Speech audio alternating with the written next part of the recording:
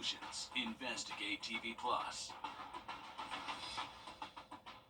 Hey, folks, you know what? If you're a hunter...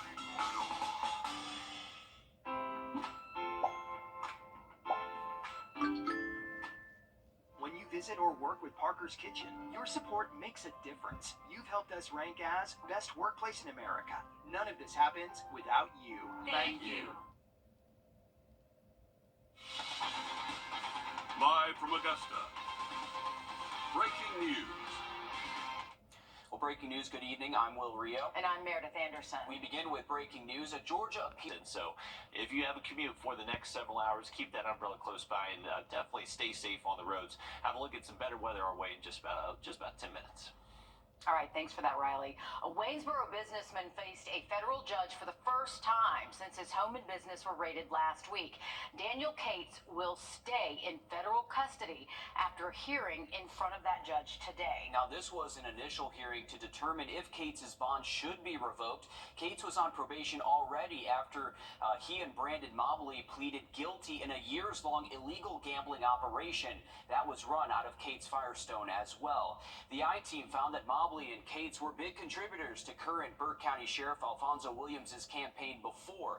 The Department of Homeland Security and ATF say they found 45 weapons in total, 25 at the business and 20 at Cates' home. He could face 5 to 8 years in prison. We will have more on the hearing, all new on News 12 at 6 o'clock. Well, violence in the CSRA impacts more than just the victims and suspects. Families and friends are left without those involved in that violence. Before Richmond County schools let out for the summer, we saw several different shooting deaths over the past couple of weeks involving young people, including two 14-year-olds and a 22-year-old as well. A lot of young people, but one Augusta man is trying to be a resource for men to help avoid violence by telling his story. Our Sydney Hood joins us now live from the newsroom with more on that. Sydney. Ever had that feeling of wanting to rip out some of the chapters of your life, like you just wanted to forget something happened? It's natural to feel that way, but for Aaron Kinzer, he uses the dark chapters of his life to bring light into the community. He spent 13 years in federal prison on several drug charges. He says he was first introduced to drugs at 11, saying he lacked guidance, direction, and stability. Kinzer says he carries a lot of the same problems many youth in our community face today, which is why he wants to serve as a mentor to these kids, saying he's walked in their shoes and wants to show them there is life beyond drugs and violence. The moment that I realized I needed to change my life came when I saw the indictment and it said the United States of America versus Aaron Kinzer. Any way I can use that as a tool to help people fix their lives and not go the route that I went. That is my mission, that is my purpose, and that is what I'm doing, and that's what I'm living and striving to do every day that I wake. And Kinzer says in order to generate real solutions in the community, it starts with meeting kids where they are and talking with them. We'll show you how Kinzer is using his own story to do just that, all new on News 12 at 6 o'clock.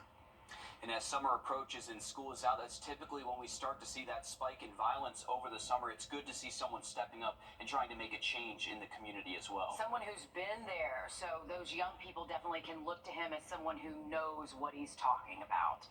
Thanks, Sydney. The Richmond County Coroner's Office has identified the victim of a deadly traffic accident that happened on Old Savannah Road. 45-year-old Geraldo Espinoza from Texas died at the scene of the accident. They say he lost control of that vehicle, hit a utility pole, and flipped. A man from Atlanta is in custody tonight attempting to rob a McDonald's in Aiken. Aiken County deputies say 57-year-old Vincent Banks pointed a rifle at a worker behind the counter of the restaurant on West Frontage Road. A worker told deputies Banks walked in Friday morning and said he needed gas money to get back to Atlanta. Then he left and started walking towards I-20. Some pretty good news out of Atlanta today. Mayor Dickens says the water is fully restored. Good news for a lot of people. Last Friday, 2 large water mains broke in the city of Atlanta, leaving many places, including the state capitol, zoo, and Grady Hospital, without any water. Atlanta's mayor said the weekend without drinking water for a lot of people was a wake-up call to see what else needed to be fixed. The breaks were blamed on corrosion as the pipes struggled to handle the water pressure flow. Mayor Dickens says the city is working on upgrading its aging water system, made possible by voters renewing a special tax. He also plans to ask the federal government for more money to help fix the system and spoke about the city's response to the water issues. We all can Monday morning quarterback. Today we hear about the good news that water is running, and the future news that we're going to use technology. We're going to ask for a blue ribbon panel to be established with experts and people that are committed to making sure that the future is brighter, and that's the direction we're headed. But the water being on comes with a catch. The boil water advisory is still in effect in Midtown Atlanta, so people still can't use or drink their tap water until environmental experts declare it's all clear. That may not happen until late tonight. Strong Augusta, along with many local offices, came together today to discuss ways to be proactive against violence at the Asher Symposium. The FBI, Augusta Mayor's Office, Richmond County Sheriff's Office, and fire departments all gathered at First Presbyterian Church on Telfair Street this morning. They worked on active shooter exercises along with other drills to help others know what to do and how to stay safe. One of the leaders spoke about how prevention and safety are a group effort. Prevention is a tricky word. I think where the responsibility lies in recognizing and being aware of the potential for something like this to happen anywhere, it lies with all of us. Strong Augusta is 5 years old and is going to continue to focus on this.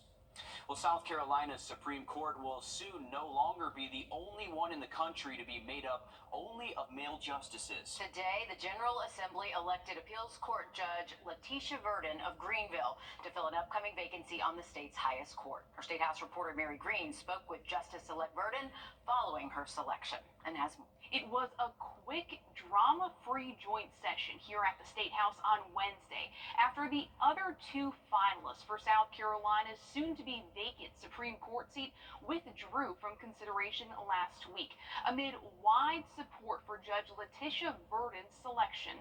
I hereby declare that the Honorable Letitia Hamilton Verdon is duly elected to the South Carolina Supreme Court. The General Assembly elected Verdon on Wednesday in a 152-0 vote. She currently serves on the state's Court of Appeals and previously served on the Family Court and Circuit Court levels. I have learned so much from my fellow judges every step of the way, and so I hope to rely on those experiences and just continue to attempt to be fair and just. Verdon's election will fill the vacancy that'll open this summer when Chief Justice Don Beatty retires and will end a year in which no women sat on the 5-member Supreme Court bench. However, upon Beatty's retirement, the court will become all white for the first time in nearly 2 decades in a state where more than a quarter of the population is black. Our bench ought to represent the state. And quite frankly, that is what is so troubling about this process. We have to be focused on having the best people on the bench possible, and I think we've got a bench right now at the highest level that represents the best talent in the state of South Carolina. Verdon's term will begin later this summer on August 1st. Reporting from the State House, I'm Mary Green. Chief Justice Beatty is stepping down because he's turned 72, the age at which the state requires judges to retire. The legislature has already selected Justice John Kittredge to fill Beatty's role as chief. You have just days left for early voting in South Carolina's June primary election. Friday marks the last day to early vote since there's no weekend voting. Election day is Tuesday, June 11th. Voting centers are open from 8:30 to 5 this week and 7 to 7 on Election Day. You can find sample ballots, voting guides, and more on our website, wrdw.com.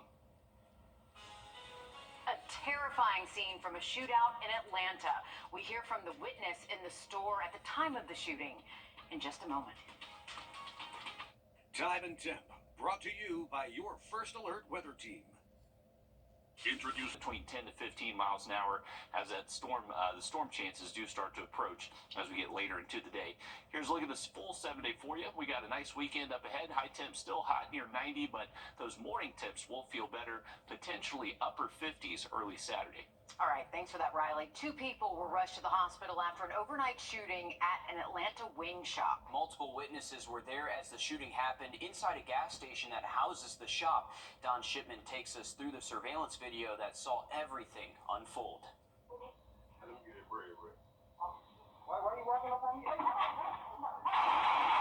The terrifying moments captured on surveillance video. A shootout inside this Atlanta's Best Wing shop in Lithonia overnight. Oh my God! In the video, too graphic to show in its entirety, 2 customers are inside the store along Covington Highway around 2 a.m.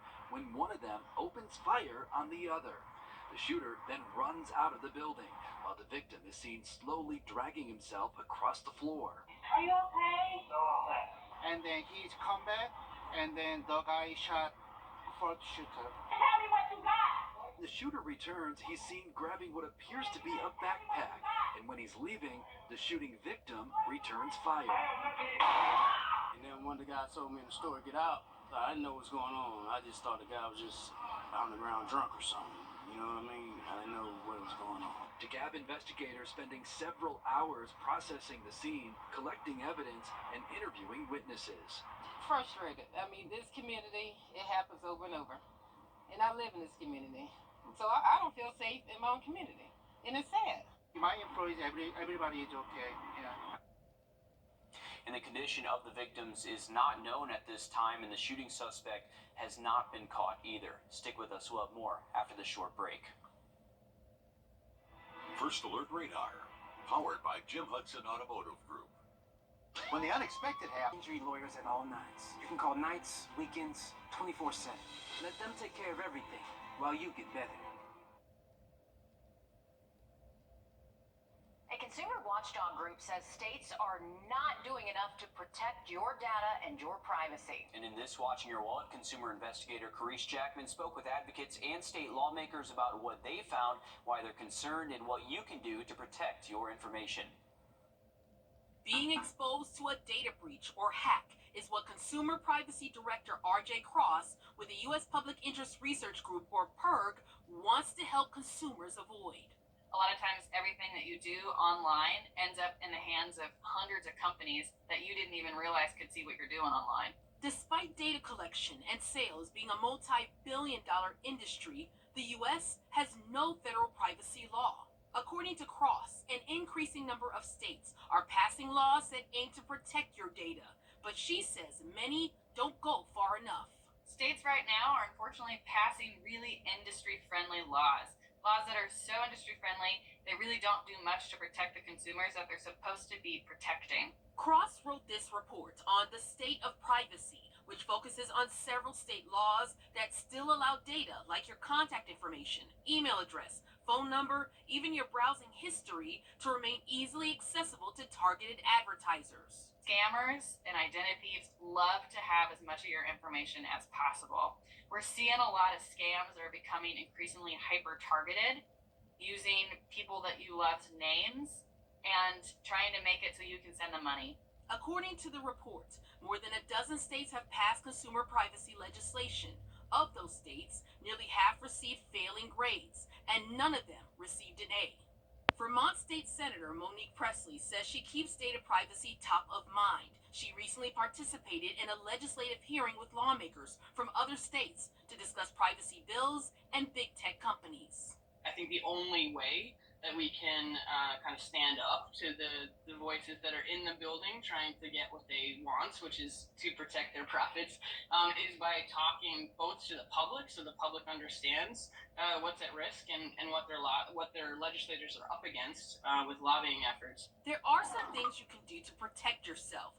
One, make sure you're not accepting web cookies. If you see a message about web cookies, don't rush into hitting that accept button unless you really want to.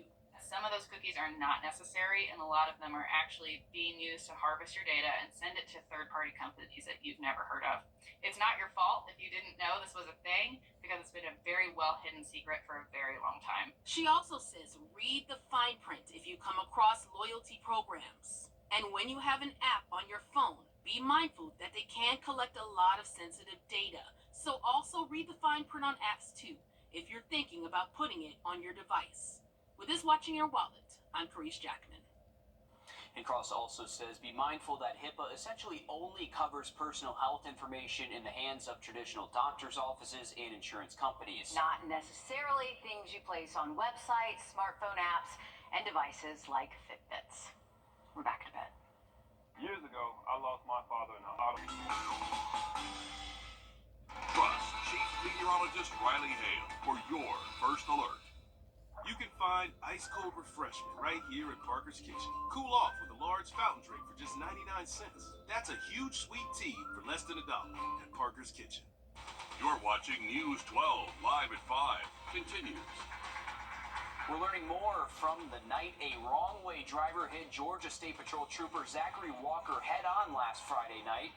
One of them sounded like this. The car that was going the wrong direction just a couple minutes ago headed toward I-20. And we will hear more in just a bit. Good evening, I'm Will Ria. And I'm Meredith Anderson.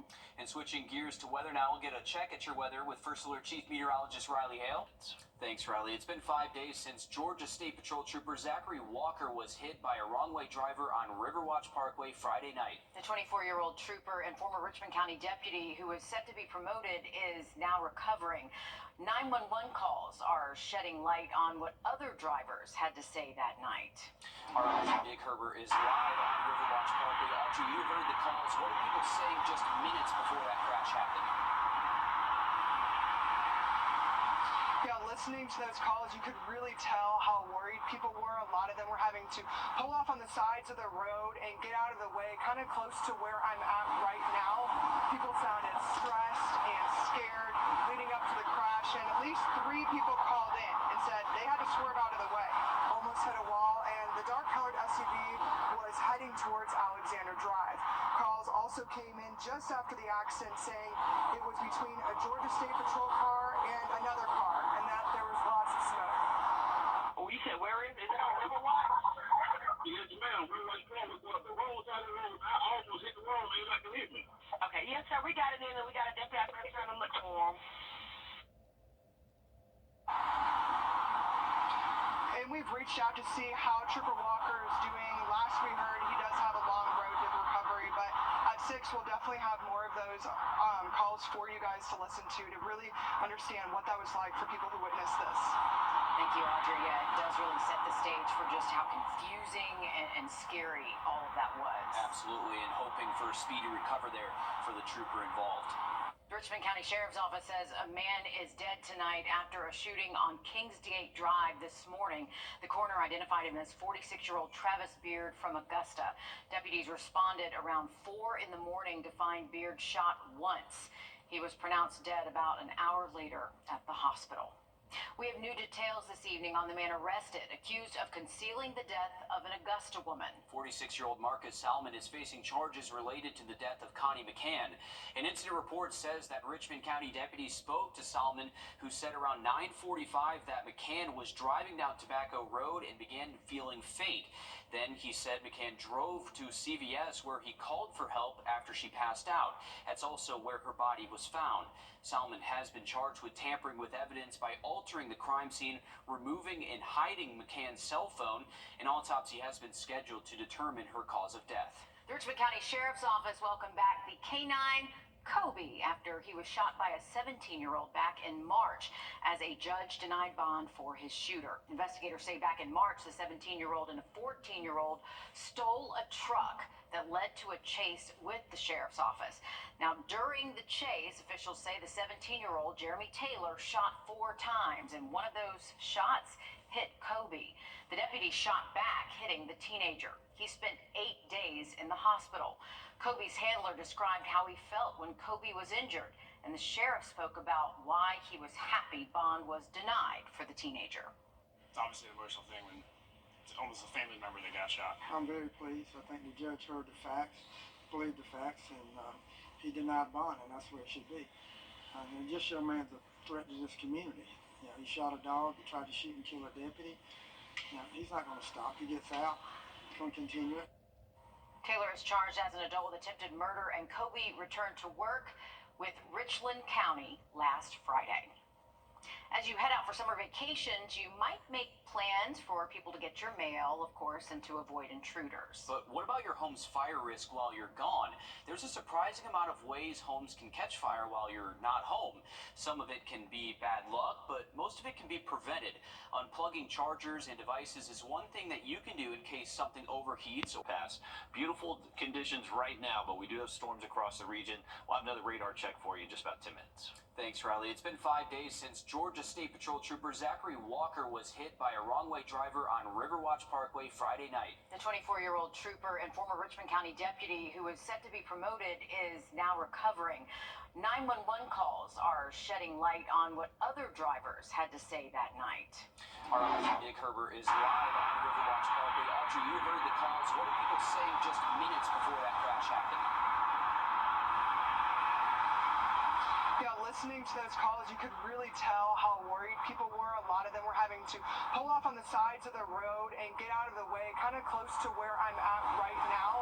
People sounded stressed and scared leading up to the crash, and at least 3 people called in and said they had to swerve out of the way. Almost hit a wall, and the dark-colored SUV was heading towards Alexander Drive. Calls also came in just after the accident saying it was between a Georgia State Patrol car and another car, and that there was lots of smoke. Oh, you said where is it? Is it on Riverwatch? Yes, ma'am. We went through the wrong side of the road. I almost hit the wall, man. Like to hit me. Okay, yes, sir. We got it in, and we got a deputy out there trying to look for him.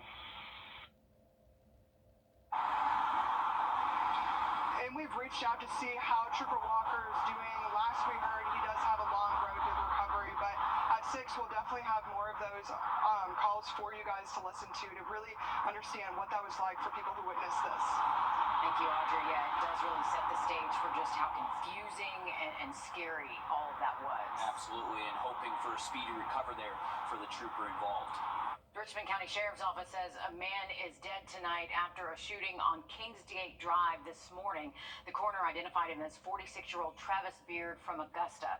Deputies responded around 4 in the morning to find Beard shot once. He was pronounced dead about an hour later at the hospital. We have new details this evening on the man arrested, accused of concealing the death of an Augusta woman. 46-year-old Marcus Salmon is facing charges related to the death of Connie McCann. An incident report says that Richmond County deputies spoke to Salmon, who said around 9:45 that McCann was driving down Tobacco Road and began feeling faint. Then he said McCann drove to CVS where he called for help after she passed out. That's also where her body was found. Salmon has been charged with tampering with evidence by altering the crime scene, removing and hiding McCann's cell phone. An autopsy has been scheduled to determine her cause of death. The Richmond County Sheriff's Office welcomed back the K-9 Kobe after he was shot by a 17-year-old back in March as a judge denied bond for his shooter. Investigators say back in March, the 17-year-old and a 14-year-old stole a truck that led to a chase with the sheriff's office. Now, during the chase, officials say the 17-year-old, Jeremy Taylor, shot 4 times, and one of those shots hit Kobe. The deputy shot back, hitting the teenager. He spent 8 days in the hospital. Kobe's handler described how he felt when Kobe was injured, and the sheriff spoke about why he was happy bond was denied for the teenager. It's obviously an emotional thing when it's almost a family member that got shot. I'm very pleased. I think the judge heard the facts, believed the facts, and he denied bond, and that's where it should be. And just your man's a threat to this community. You know, he shot a dog, he tried to shoot and kill a deputy. You know, he's not going to stop. He gets out, he's going to continue it. Taylor is charged as an adult with attempted murder, and Kobe returned to work with Richland County last Friday. As you head out for summer vacations, you might make plans for people to get your mail, of course, and to avoid intruders. But what about your home's fire risk while you're gone? There's a surprising amount of ways homes can catch fire while you're not home. Some of it can be bad luck, but most of it can be prevented. Unplugging chargers and devices is one thing that you can do in case something overheats or a bad storm hits. And gasoline fumes can build up in your house or garage if you keep your cans inside. One homeowner who lost their home while they were not home had this to say, firsthand experience with that. Unplugging anything that doesn't need to be plugged in while you're gone is a big thing. I got a text from my wife just last week, she had left for work and said, "Would you please go check my straightening iron? I want to make sure I unplugged it and turned it off."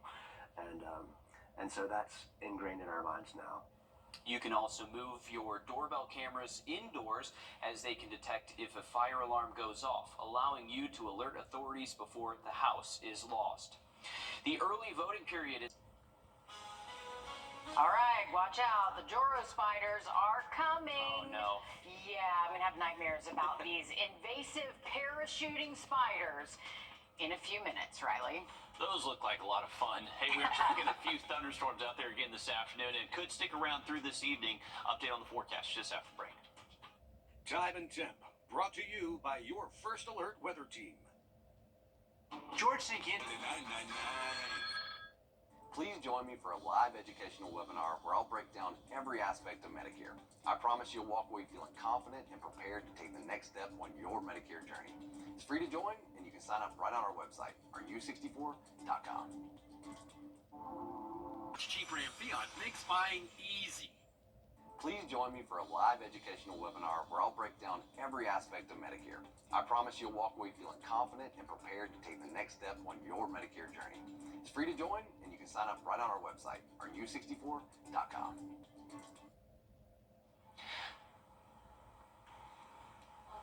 Welcome back, folks. Here's a live look over Riverwatch Parkway from our studio camera, and you can see that eastbound lane moving a little slow, just some congestion we usually see this time of day, but the weather could be a factor for your commute for the rest of this afternoon and evening. Here's a look from our beach showing up as we close out the week. Saturday, Sunday should be very nice, and those morning temperatures will feel more comfortable. Okay, this story is going to give us all the EBGBs. The Joro spider, it is migrating north, and New York City could be the next stop on their tour.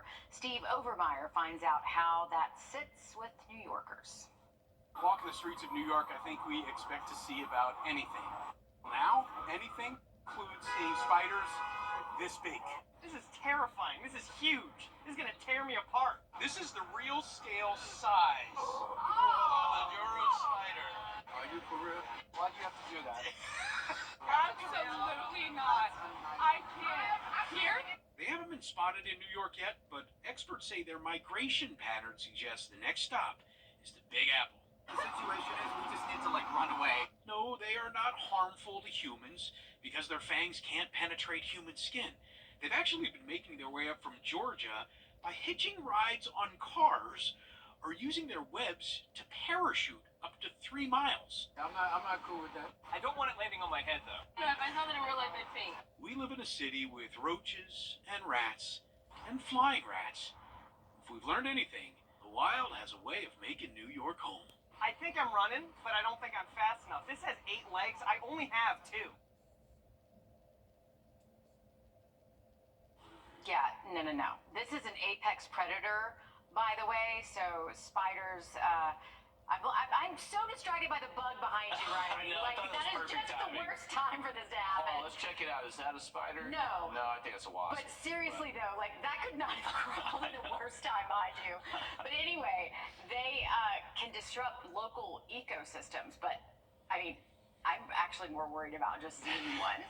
They would disrupt that me was a in many massive ways. thing. I know he was carrying around kind of like the replica size of them, and No. that's a lot bigger than I thought. I thought they were kind of like the banana spiders that we see kind of closer towards the coast. Maybe they do see them here in the CS or 18. The bug is They're having a crawling. great time on the camera right there. Yeah, they always hang out.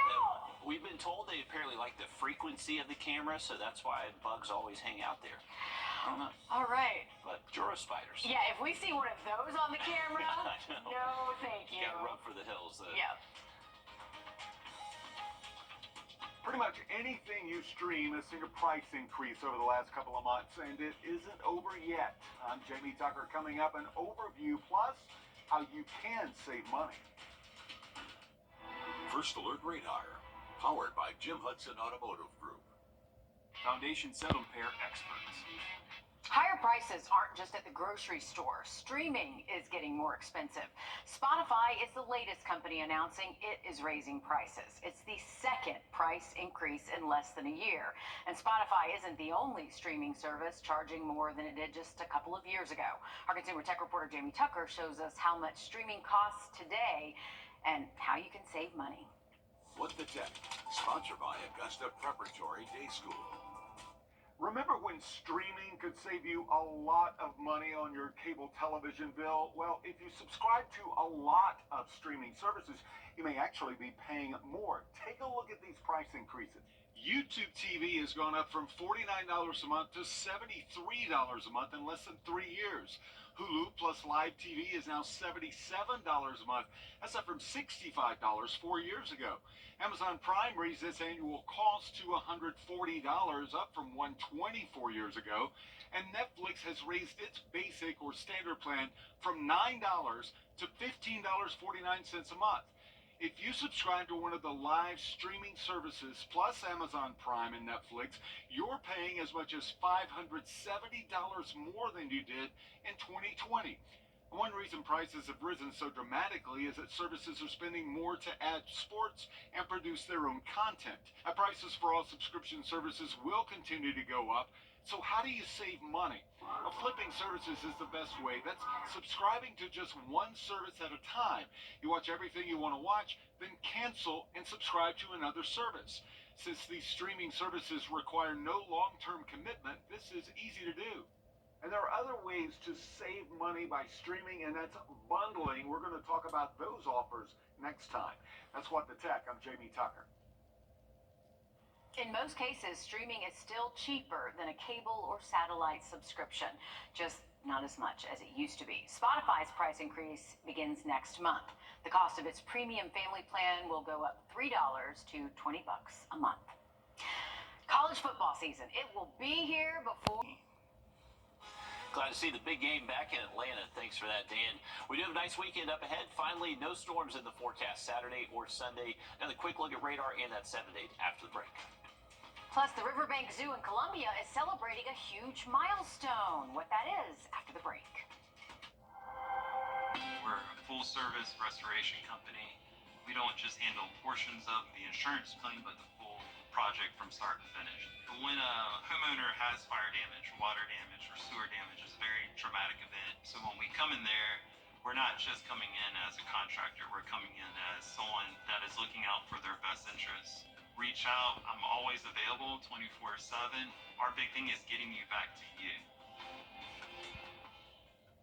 Imagine the excitement of graduation day. 12 years of hard work are about to pay off. You both imagine his future, the possibilities, his dreams. Imagine that celebration turning into fear and confusion when the oncoming driver fails to yield. Imagine that future on hold with constant doctor visits and medical bills. The team at George Sink Injury Lawyers has collected millions for clients just like you.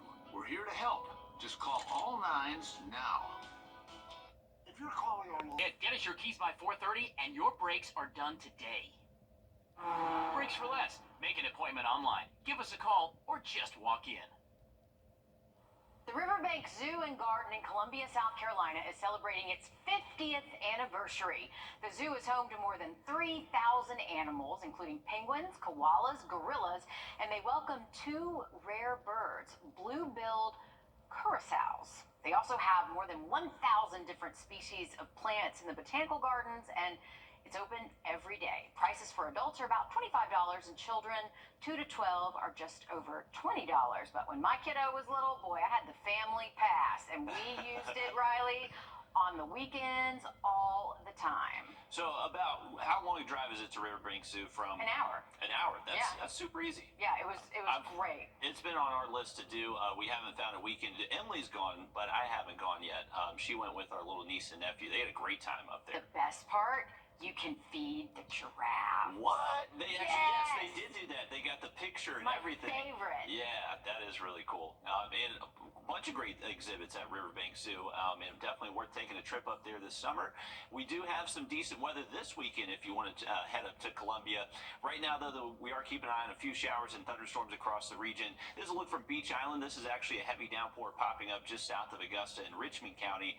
That's getting close to the airport, so I'd imagine our temperature at 85 does cool down pretty quickly here over the next hour once that rain does pass us by. Here's a look at the radar network. We do still have this one severe thunderstorm warning in Saluda County. That's heading towards Lake Murray and away from the CSRA.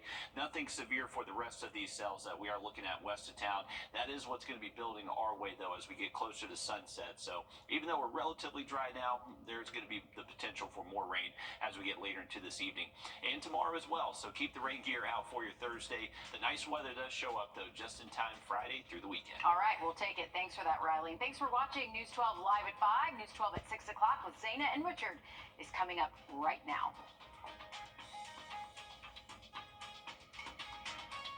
Introducing the First Alert Radar Network. With up to 10 times the resolution of other local radars and technology that can pinpoint right down to your street. First just got faster.